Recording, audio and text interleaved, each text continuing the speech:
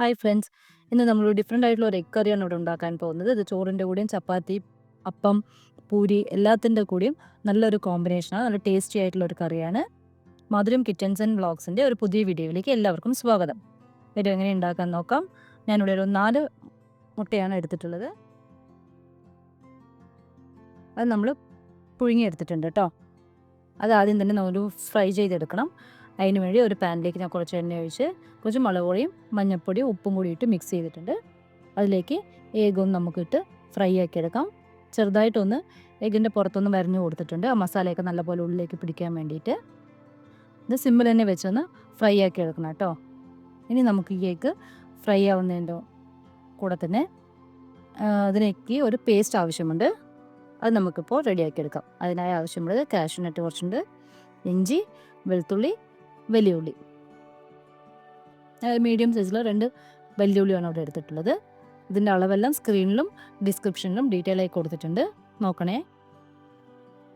അതിലേക്ക് 2 പച്ചമുളകും കൂടി ആഡ് ചെയ്ത് കൊടുത്തിട്ടുണ്ട്. അത് നല്ലപോലെ പേസ്റ്റാക്കി നമുക്ക് വയ്ക്കാം. അതിനുശേഷം ഒരു പാനിലേക്ക് കുറച്ച് സ്പൈസസ് എല്ലാം ഇട്ട് കൊടുത്തിട്ടുണ്ട്. പട്ട, ഏലക്ക, കുരുമുളക്, നമ്മുടെ സ്റ്റാർ, ബിരിയാണിക്ക് ഇടുന്ന ഫ്ലവർ എല്ലാം തന്നെ ഉണ്ട്. ഇത് നമ്മളൊരു പ്ലെയിൻ പാനിൽ തന്നെ ആദ്യം തന്നെ ഒന്ന് ഫ്രൈ ആക്കി എടുക്കാം. എന്തിനാണ് അങ്ങനെ ചെയ്യുന്നത് വെച്ചാൽ, അപ്പോൾ നമ്മൾക്ക് ഈ ഫ്രൈ ആക്കി എടുക്കുമ്പോൾ ആ സ്പൈസസിൻ്റെ ടേസ്റ്റും സ്മെല്ലും ഡിഫറെൻ്റ് ആയിട്ടാണ് നമുക്ക് ഈ കറിയിലേക്ക് കിട്ടും. എന്നിട്ട് അതിലേക്ക് ഇപ്പോൾ നമുക്ക് ആവശ്യമുള്ള ഓയിൽ ഒഴിച്ച് കൊടുക്കാം. ഇപ്പോൾ ആ സ്പൈസസിൻ്റെ ആ മണമൊക്കെ ഉണ്ടല്ലോ, ആ ഓയിൽ മിക്സായി നല്ല ടേസ്റ്റാണ് കേട്ടോ. ഡിഫറെൻ്റ് ആയിട്ടുണ്ടാവും, ട്രൈ ചെയ്ത് നോക്കൂ. ഇനി അതിലേക്ക് നമ്മൾ അരച്ച് വെച്ചിട്ടുള്ള പേസ്റ്റ് ഒഴിച്ചു കൊടുക്കാം. എല്ലാം തന്നെ ഒന്ന് നല്ലപോലെ ഒന്ന് മിക്സ് ചെയ്ത് കൊടുക്കാം. നമ്മളിതെല്ലാം തന്നെ റോ ആയിട്ടുള്ള സാധനങ്ങളായിട്ടിട്ടുള്ള ഉള്ളി, വെളുത്തുള്ളി, ഇഞ്ചി എല്ലാം ഉണ്ടല്ലോ. ഇനി നമുക്കിതൊന്ന് ബോയിൽ ചെയ്തെടുക്കണം. അതിനാവശ്യമുള്ള വെള്ളം ഒഴിച്ച് കൊടുത്തിട്ട് നമുക്കിതൊന്ന് ബോയിലാക്കി കൊടുക്കാം. നോക്കൂ, ഇതാ തിളയ്ക്കുന്നുണ്ട്. ഇനി തിളച്ച് നമുക്കിതിൽ ഓയിലെല്ലാം നല്ല സെപ്പറേറ്റായി വന്ന് നല്ല വെന്ത് കിട്ടിയിട്ടുണ്ട്. അതിന് ശേഷം നമുക്കിതിലേക്ക് ആവശ്യമുള്ള മസാലകൾ ചേർത്തി കൊടുക്കാം. ഇത് കുറച്ച് മുളക് പൊടി, ഗരം മസാല, മഞ്ഞൾപ്പൊടി, ഉപ്പ്, ഇത്ര മാത്രം മതി. ഇതെല്ലാം നല്ലപോലെ മിക്സ് ചെയ്ത് നമുക്ക് മസാലയൊക്കെ ഒന്ന് നല്ലപോലെ പിടിക്കാൻ ആക്കി കൊടുക്കാം കേട്ടോ.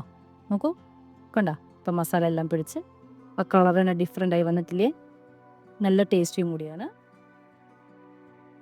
അതിനുശേഷം അതിലേക്ക് ഒരു 1/4 കപ്പ് തൈര്. ഇതാണ് നമ്മളിവിടെ ഡിഫറെൻ്റ് ആയിട്ട് ആഡ് ചെയ്ത് കൊടുക്കുന്നത് കേട്ടോ. നമ്മൾ ഒരിക്കലും ഈ കറിയിൽ ഇതുമാതിരി ചെയ്യാറില്ല നോർമലി ആയിട്ട്. നല്ല കട്ട തൈര് എടുത്ത് നല്ലപോലെ ഒന്ന് വിസ്ക് യൂസ് ചെയ്തിട്ട് ആ കട്ട ഇതെല്ലാം ഒന്ന് ഉടച്ചു കൊടുത്തതിന് ശേഷം ഒഴിച്ചു കൊടുക്കാൻ ശ്രദ്ധിക്കണേ, അല്ലെങ്കിൽ ആ പിരിപിരിയായിട്ട് കാണും. തൈര് ഒഴിക്കുമ്പോൾ സ്റ്റവ് സിമ്മ് വെച്ചിട്ട് തന്നെ ഒഴിക്കണം കേട്ടോ. ഇനി നമുക്ക് ഈ കറിക്ക് ആവശ്യമുള്ള ഗ്രേവിക്ക് ആവശ്യമുള്ള വെള്ളം ഒഴിച്ചു കൊടുത്ത് ഒന്ന് തിളപ്പിച്ചെടുക്കാം. നോക്കൂ, ആ ഗ്രേവിയുടെ അതെല്ലാം സെറ്റായിട്ടുണ്ട്. അതിന് ശേഷം നമ്മൾ ഫ്രൈ ആക്കിയ എഗ്ഗ് അതിലേക്ക് ഇട്ട് കൊടുക്കാം.